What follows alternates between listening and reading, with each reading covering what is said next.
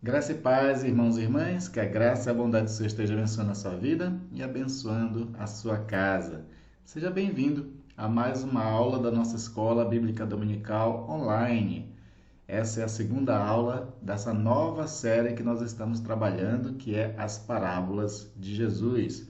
Nessa série nós vamos separar algumas parábolas onde Jesus, de uma forma didática, de uma forma gostosa, ensina sobre o reino de Deus, sobre o comportamento do cristão, sobre como nós devemos entender a nossa fé cristã. As parábolas, como eu falei na lição anterior, é um estilo didático que Jesus escolhe para ensinar pessoas comuns, pessoas muito simples. E hoje, para continuar a nossa série de estudos, vamos tratar da parábola do semeador, uma parábola famosa de Jesus lá de Mateus capítulo 13. Então você pode acompanhar comigo a leitura aqui ou acompanhar na sua própria Bíblia. Eu vou ler Mateus capítulo 13, no versículo 1 ao 9, onde Jesus ensina essa parábola extraordinária que vai falar sobre a evangelização, sobre a proclamação da palavra, Deus sendo aquele que Ele é quem semeia a palavra, né? Nós vamos aprender um pouco mais sobre isso durante todo o estudo de hoje. Então, Mateus, capítulo 13, a partir do versículo 1, diz o seguinte: Naquele mesmo dia, Jesus saiu de casa e se assentou à beira-mar. E grandes multidões se reuniram em volta dele, de modo que entrou num barco e se assentou. E toda a multidão estava em pé na praia. E de muitas coisas lhes falou por parábolas, dizendo: Eis que o semeador saiu a semear. E ao semear, uma parte caiu à beira do caminho, e vindo as aves, a comeram. Outra parte caiu em solo rochoso, onde a terra era pouca, e logo nasceu, visto não ser profunda a terra. Saindo, porém, o sol, a queimou, e porque não tinha raiz, secou-se. Outra parte caiu entre os espinhos, e os espinhos cresceram e a sufocaram. Outra, enfim, caiu em boa terra e deu fruto, a 100, a 60 e a 30 por um. Quem tem ouvidos para ouvir, ouça. Então essa é a passagem que nós vamos meditar na nosso estudo de hoje. Mas antes vamos orar, pedir graça do Senhor e iluminação do Espírito Santo para que possamos compreender a sua palavra. Amém? E essa palavra assim também nos transforme e nos motive a viver o Evangelho, a se engajar na missão do Senhor. Vamos orar. Pai amado e querido, nós te louvamos e te engrandecemos, ó Deus, e te agradecemos por toda a semana, Senhor, que nós tivemos. Uma semana, Deus, onde com certeza o teu zelo, o teu cuidado para conosco, Senhor, foi manifesto através da proteção, através do sustento, através, ó Deus, de curas, através de muitas coisas. Isso que os nossos olhos e nós podemos perceber. Mas queremos te agradecer também por tudo ou mais, ó Deus, que está na dimensão do espiritual, onde a gente não percebe, onde nossos olhos não veem. Nós queremos te agradecer por todo o teu cuidado, Pai. E nessa hora, como igreja, Deus, nos reunimos ao redor da tua palavra para estudarmos, cada um no seu canto, né, de forma virtual, aqui online, mas cada um, Deus, interessado em aprender mais de ti, que tu possa nos ensinar por intermédio da palavra e do Espírito Santo, que, assim como inspirou, pode iluminar e nos fazer conhecedor das tuas verdades. Nos ajuda, Senhor, nessa compreensão. Em nome de Jesus. Amém. Amém. Então, a parábola do semeador, a qual acabamos de ler, ela é a primeira de uma coletânea de parábolas, né, que versam sobre os mistérios do reino dos céus.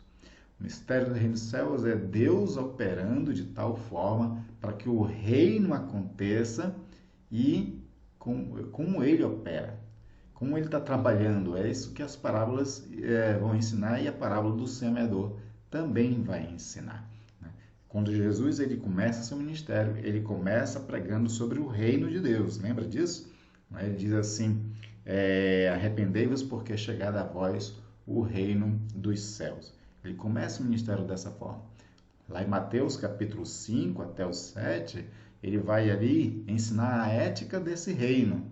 Mas como o reino ainda não está muito compreensível para as pessoas, e mesmo porque Jesus também pregava em muitas cidades diferentes, então ele está sempre pregando sobre o reino. E como o reino é uma dimensão que não pertence a esse mundo, ele precisa usar elementos desse mundo para ensinar sobre o reino, para que a gente possa aproximar a nossa mentalidade do que seria o reino dos céus. E na parábola do semeador, então ele vai ensinar sobre como é que Deus trabalha para que o reino chegue a nós, para que o reino se concretize em nós. E aí nós vamos entender que é através da semeadura da palavra. Porque a palavra é ela que, Jesus no caso, né, quando ele vem, ele inaugura o reino, mas é através da palavra que esse reino vai tomando corpo. Porque a palavra ela não é só letra. Né? Paulo até fala sobre essa questão da letra morta, né? que se tornou a antiga lei. Mas a palavra é viva, ela é transformadora. A palavra ela cria saberes para que nós possamos começar a viver numa dimensão de reino de Deus.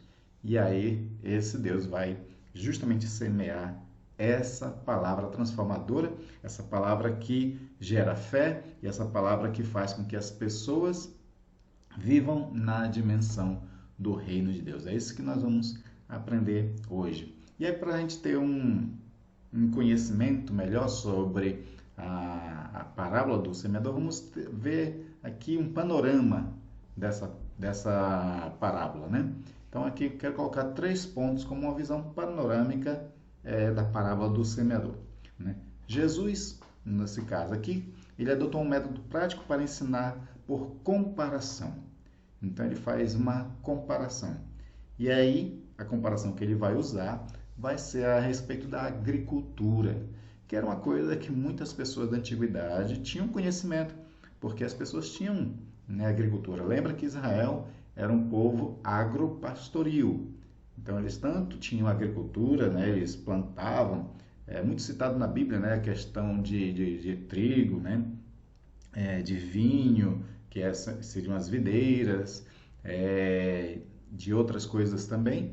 E aí, então, o povo compreendia muito bem essas comparações. Segundo, Jesus também observou o trabalho de um semeador, como é que ele faz, como é que o semeador trabalha. Então, Jesus traz isso para a sua parábola. E terceiro, Jesus projeta uma visão do campo, do tempo e do espaço.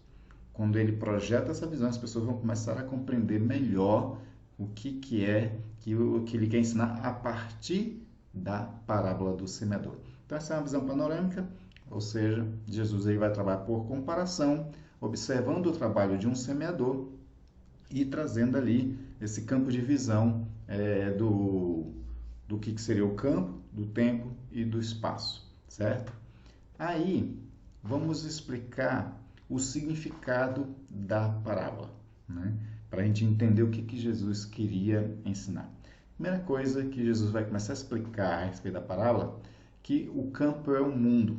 Na verdade, o próprio Jesus, ele mesmo vai dando essas explicações, porque depois que Jesus ele conta a parábola, os próprios discípulos depois, já em particular, chega para Jesus e pergunta: Senhor, a gente não entendeu a parábola, Senhor. E por que você fala por parábolas? Isso tudo eu tratei na lição anterior, né?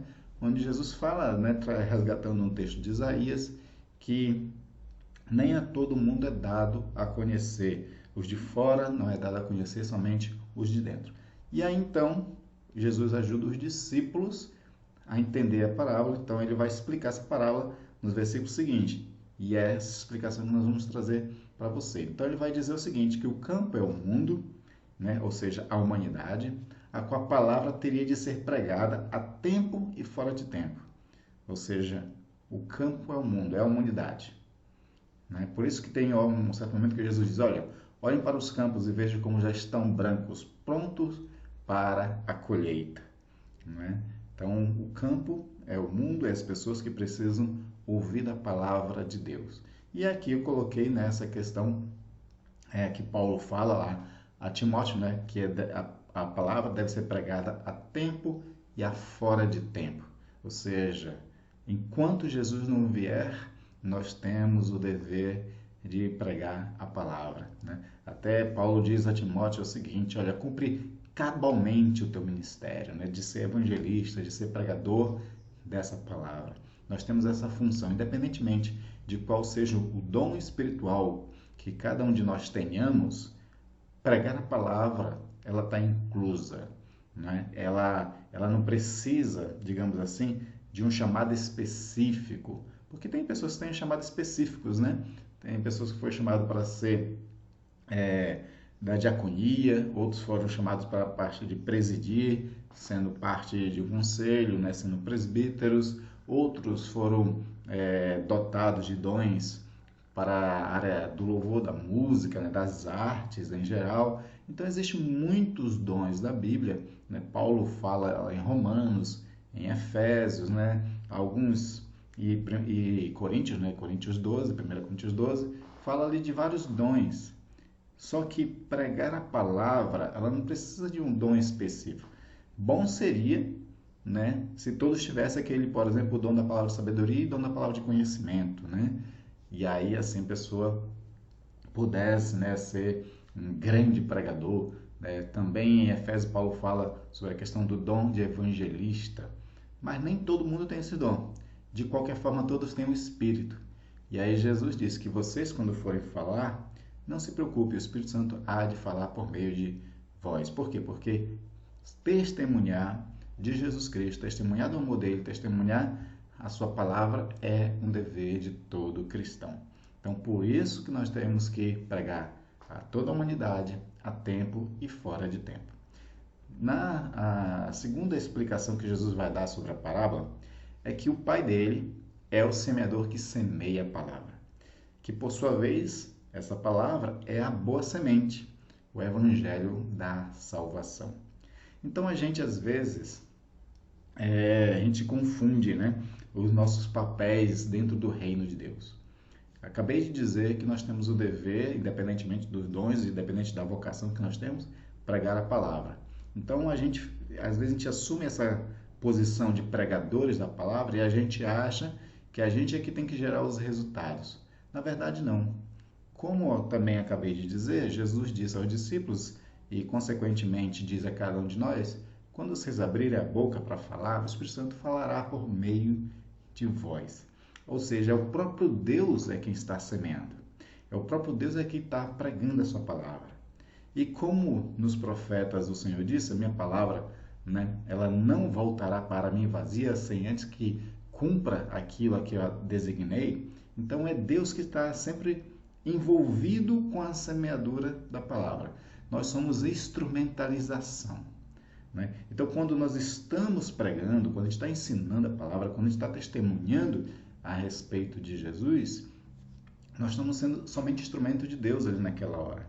E o bom é que nesse momento, nessa oportunidade, que é um grande privilégio, a gente esteja em espírito de oração, para que as palavras que saem dos nossos lábios realmente, né, sejam Deus semeando no coração da pessoa. E o próprio resultado é Deus quem vai dar, não somos nós. Então, não confunda o papel. Você é instrumento. Quem semeia é Deus e quem gera o resultado é Deus.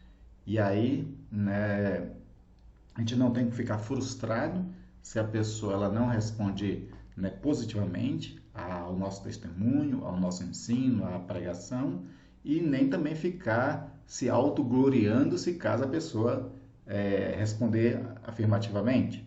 Né? Por exemplo, se você de repente faz o apelo e ora para a pessoa se converter, você não tem que se gloriar, tá vendo? Eu ganhei mais um, não sei o quê. Sabe aquela história de que eu sou melhor do que todo mundo, né? E por intermédio de mim as pessoas se convertem? Não. Quem está convertendo é Deus. Né? No máximo nós, com nossa sabedoria, a gente pode convencer. Mas convencer não é o mesmo que converter. Tem muita gente convencida por aí e, no entanto, falar de convertido só Deus sabe, né? E é uma coisa que a gente tem que manter uma certa humildade também, de não ficar também, né, rotulando. Esse é salvo, esse não é salvo. Deus é quem sabe, né? Deus é quem sabe por quê? Muitos são chamados e poucos são os escolhidos. Quem é que sabe quem são os escolhidos? Deus. Só Deus é quem sabe. Nosso papel é ser instrumento do Senhor, porque o Pai é que é o semeador, como Jesus explica. E a semente é a boa semente da salvação, do Evangelho. Ele semeia e ele pode gerar os resultados. Terceira explicação de Jesus sobre a parábola é que as aves que comeram as sementes, né, são o diabo. Né? Quando a semente cai no beira do caminho lá, né, vem a semente e a come. Né? Está dizendo que ali as aves que comem a semente é o diabo, que se aproveita do descuido e da fé débil de alguns e tira a mensagem do coração. Isso acontece. Né? E aí tem que ter muito cuidado, né?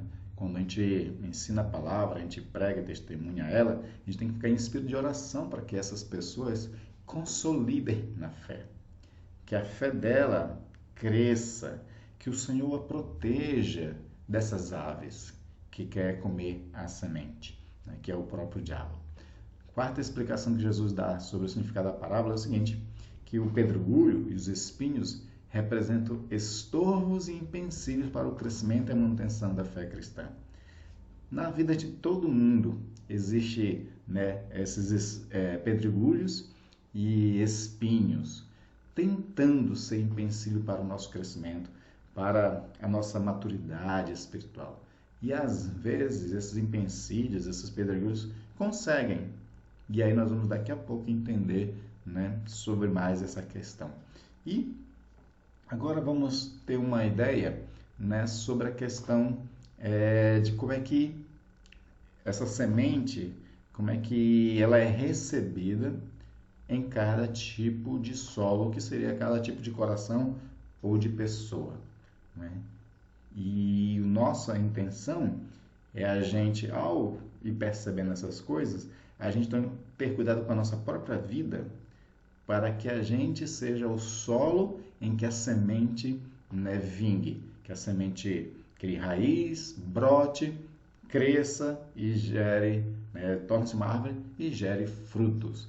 Todos nós queremos ser aqueles que dão frutos e frutos que permaneçam. Lembra dessa passagem que Jesus fala aos discípulos lá em João capítulo 15, versículo 16? Eu vos chamei para que vades e deis frutos, os vossos frutos permaneçam. Que frutos é esse? É aqueles mesmos frutos do Espírito que Paulo fala aos Gálatas, capítulo 5, versículo 22 e 23. Né? Nós temos que dar frutos. Esse é o objetivo. Né? Jesus diz, eu sou a videira, vocês são ramos. Se vocês derem frutos, né, é porque vocês estão em mim. Sem mim nada podeis fazer, sem mim vocês não podem dar frutos. Então, o objetivo sempre é o fruto. Mas vamos entender aqui os 4 tipos de solos a qual a semente está sendo plantada, como cada uma delas reage. O primeiro solo é o solo duro à beira do caminho. O semeador é aquele que semeia para todos, como nós citamos anteriormente, né? Muitos são chamados, ou seja, a semente cai para muitos. Né? Então, esse primeiro solo é o solo duro à beira do caminho. E esse solo é um solo indisposto. É aquela pessoa de coração fechada que não absorve a mensagem. Sabe aquelas pessoas que têm ouvidos moucos para a palavra de Deus, que não gosta? Né? Tem muita gente que odeia crente, né? Odeia crente, odeia evangélico, porque evangélico é muito... fica enchendo o saco, né, com pregação da palavra, chamando para a igreja, aquela coisa toda. Então tem muitas pessoas que são assim, são esses ouvidos moucos, que não querem saber da palavra, não querem saber de igreja, né? E às vezes a gente está lá pregando para essas pessoas e elas são como essas pessoas. E aí essas pessoas são propícias ao diabo, né? Porque o diabo não perde tempo, e aí o que ele faz? Ele arrebata a semente, aquela palavra que a gente falou. Né, para que a palavra, essa semente, não crie raízes no coração dessa pessoa. Então, esse é o primeiro tipo de solo que Jesus fala a respeito, né, de onde a semente cai. É esse tipo de pessoas, pessoas que elas estão indispostas para a pregação, para o ensino, para o testemunho.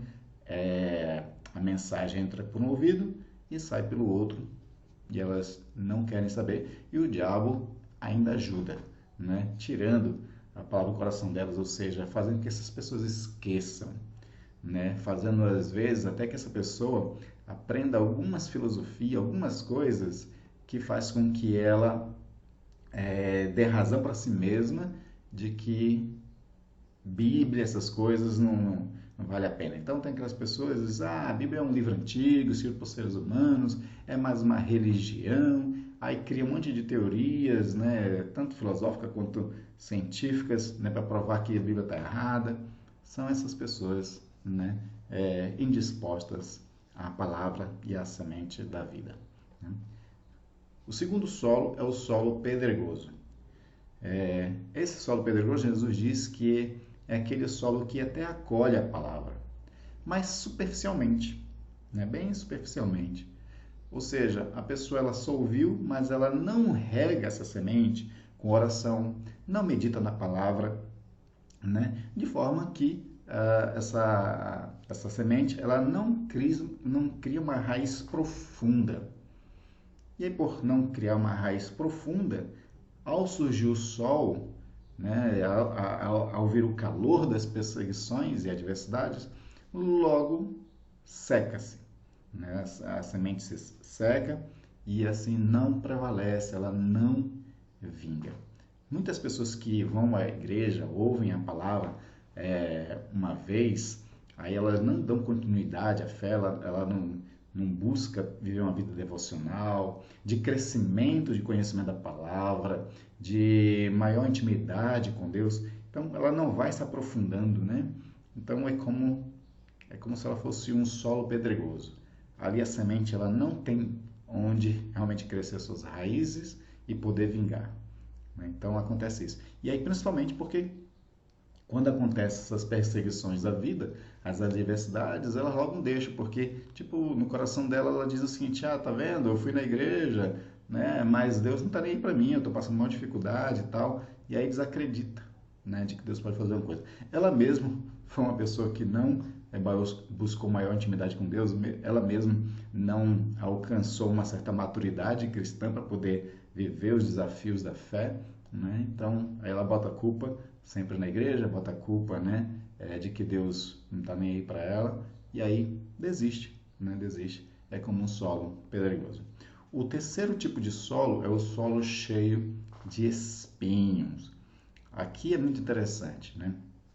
Porque esse solo cheio de espinho representa o coração da pessoa que ouve a mensagem, né? E até parece animada porque ouviu a mensagem. Mas essa mensagem começa a ser sufocada pelos velhos compromissos e desejos pecaminosos, os velhos hábitos que a pessoa tem, né? Então ela ouve a palavra animada, né, de forma animada, mas ela ainda tem aqueles desejos pecaminosos, ela quer viver aquele estilo de vida ainda, né, que ela vivia anteriormente, não ser essa nova natureza em Cristo Jesus. E aí, por conta disso, esses desejos pecaminosos, esses maus hábitos, essas coisas todas, vai sufocando a palavra, né? Como espinhos vai sufocando, né? Aí a semente não vinga nesse solo, a não ser que a pessoa, né, abandone os espinhos da vida dela, né? Ou seja, se ela não larga os desejos pecaminosos, se ela não transforma o seu coração, né, esses desejos vão sufocando a palavra. Aí ela vive baseada nos seus desejos, nas suas vontades, né, desejos, vontades pecaminosos, da corrupção do coração humano, e a palavra não vai tendo vez. É sufocada completamente, né? Aí a pessoa desiste, sai da igreja, aquela coisa toda, né? E tem o último solo, né? Que é o solo da boa terra, a terra fértil. Esse solo é o que todos nós pretendemos ser, né? Ou seja, um coração fértil é o coração que ouve a mensagem, entende o chamado e atende ao semeador, né? Criando raízes, brotando e crescendo até produzir frutos. Como é que todos nós podemos ser essa boa terra? Na maioria de nós que já ouvimos a palavra aqui, você que está aqui acompanhando esse estudo, você já é a boa terra, porque você já está com a semente plantada em seu coração. Só que às vezes a gente vai esquecendo dos cuidados do solo. Uma das características do semeador é que ele está sempre averiguando o solo para adubar, né, para regar, para fazer sempre o que é necessário para que assim a pessoa, aquela semente esteja brotando. E esse solo tem que estar sempre preparado para mais sementes, que é a devocional diária. Toda vez que nós estamos fazendo devocional, lendo as Sagradas Escrituras, são mais sementinhas que estão indo para o nosso solo. E quanto mais semente tiver, mais árvores podem ser geradas e mais frutos podem ser gerados. Não é? E o que nós precisamos fazer? A gente precisa cuidar do solo, que é o nosso coração. Não é? Então a gente precisa regar com oração. A gente precisa meditar na palavra de Deus diariamente. A gente precisa colocar fertilizantes de vez em quando, né?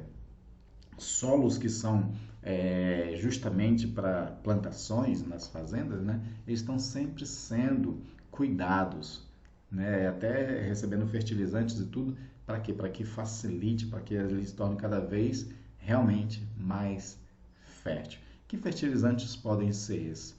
Pode você ser um estudo mais aprofundado, né? Pode você você participar de conferências, né? Estar sempre ouvindo a palavra, né, de Deus. Enfim, existem muitas formas.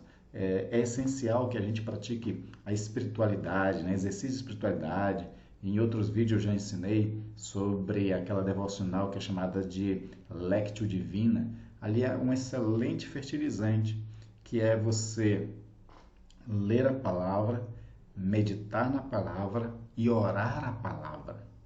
Quando você ora a palavra, você está entronizando essa palavra e fazendo com que ela faça parte da sua vida. E aí tem a última parte, que é a contemplação, que é o exercício imagético de você exercitar a palavra de Deus. Como é que você pode aplicar no dia a dia a palavra de Deus? Isso são fertilizantes. E quanto mais esse solo estar muito bem preparado para a boa semente da palavra de Deus, que vai ser lida diariamente, mais frutos você pode produzir, né? Mais frutos você consegue dar para Deus, mais você cresce no reino de Deus. Essa que era a proposta de Jesus para o nosso crescimento. E aí então Jesus ele finaliza, né, essa parábola dando um alerta, né, fazendo uma sugestão. Que sugestão é essa? Está no versículo 9 de Mateus 13. Quem tem ouvidos para ouvir, ouça. Quem tem ouvidos para ouvir, ouça. Que é o exercício contínuo de ouvir a palavra. Esse ouvir, isso é importante eu dizer, é que na antiguidade, na época de Jesus, não existiam as gráficas, né, para produzir livros e produzir bíblias para todo mundo. Então, o Antigo Testamento, ele era um material caro, né, porque eram rolos, pergaminhos, era um material caro, nem todo mundo tinha acesso e nem todo mundo também sabia ler. Na antiguidade, lembre-se, não existia faculdade, não existia escolas públicas, né? As pessoas aprendiam a ler em casa e nem todos os pais sabiam ler para poder ensinar aos seus filhos e nem todos podiam pagar para um escriba ensinar aos seus filhos a lerem. Então, a prática da oralidade é que fazia com que as pessoas pudessem conhecer a palavra. Então, se era a oralidade da palavra que funcionava naquela época, o que eles tinham que fazer? Ouvir atentamente. Por isso que lá em Deuteronômio, né, tem aquela passagem famosa que faz parte do lema de Israel. Ouve, Israel, o Senhor nosso Deus é o único Senhor, né? Que é chamado de Shemar Israel, né? Que é o ouça Israel. A palavra vai ser pregada, ouça. Nós vivemos hoje, né, uma realidade de ter a Bíblia. Então, o ouvir também tem a ver com o ler. E o ler atentamente para ouvir a voz de Deus falando conosco através das Sagradas Escrituras. Mas também ouvir pregadores, né? Então, essa ideia que Jesus está querendo ensinar né? Para nós quem tem ouvidos para ouvir, ouça, ou seja, esteja continuamente aprendendo da palavra, continuamente colocando essa palavra no seu coração, conhecendo a palavra toda do Senhor. Ler a Bíblia toda de capa a capa é muito importante, né? E a meditação nessa Sagrada Escritura é muito importante, né? E aí o ouvir essa palavra gera-nos fé, né? Como Paulo disse, a fé vem pelo ouvir e ouvir pela palavra de Cristo Jesus, né? Nós temos essa missão de ouvir a palavra, para quê? Para também espalhar a palavra. Quando a gente tem essa noção da nossa missão de espalhar a semente, né? Para que outros possam crer, né, nela. E aí quando a gente espalha a semente, a gente tem que crer também que Deus é poderoso, que Ele opera por intermédio dessa palavra, né? Como Paulo diz lá no Filipenses 2,15, porque Deus é quem efetua em vocês tanto querer como realizar segundo a sua boa vontade. Então, Deus opera por intermédio da palavra segundo a boa vontade dEle, operando, né, naqueles que vão ouvir essa palavra. Então, essa é a parábola do semeador. O Senhor, Ele trabalha, Ele espalha a semente em vários tipos de solos, né? A palavra tem que ser pregada. Nós hoje somos cooperadores de Deus, como Paulo usa essa expressão aos Coríntios, né? Nós somos instrumentos para espalhar a parábola, né? Hoje em dia existe, né, na indústria da agricultura, digamos assim, né, muitos tipos de tratores, né? E existem aqueles tratores que espalham a semente, né, de forma maior e tudo, né, organizada. Nós somos esses instrumentos de Deus para as palavras ser cada vez mais semeadas. Lembrando sempre que é Ele quem faz, né, com que a semente penetre nos corações. E aí cada coração é um tipo de solo. A gente tem o dever de pregar e deixar com Deus todo o resto. Todo o resto. E esse pregar a semente tem que ser sempre em amor, com boa atitude de coração, né? Sempre de forma bem intencionada, alegre, né? Para que as pessoas ouçam da boas novas de Jesus Cristo. Esse Jesus Cristo que foi um homem maravilhoso, que era um grande sábio, mas que deu a sua vida por nós, para nos salvar, por puro amor. Morreu por nós, depois ressuscitou e hoje vive e reina e está a interceder por nós e velando por nossas vidas a cada dia. Esse Jesus maravilhoso precisa ser conhecido e nós devemos, então, ser cooperadores de Deus em espalhar essa semente. Amém, queridos? Que Deus abençoe a sua vida.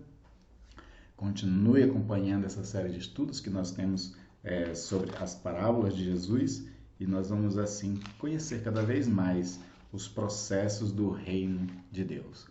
Na próxima lição, nós vamos aprender um pouquinho mais sobre esse reino à luz das parábolas de Jesus. Que Deus abençoe, fique com Deus e uma excelente semana.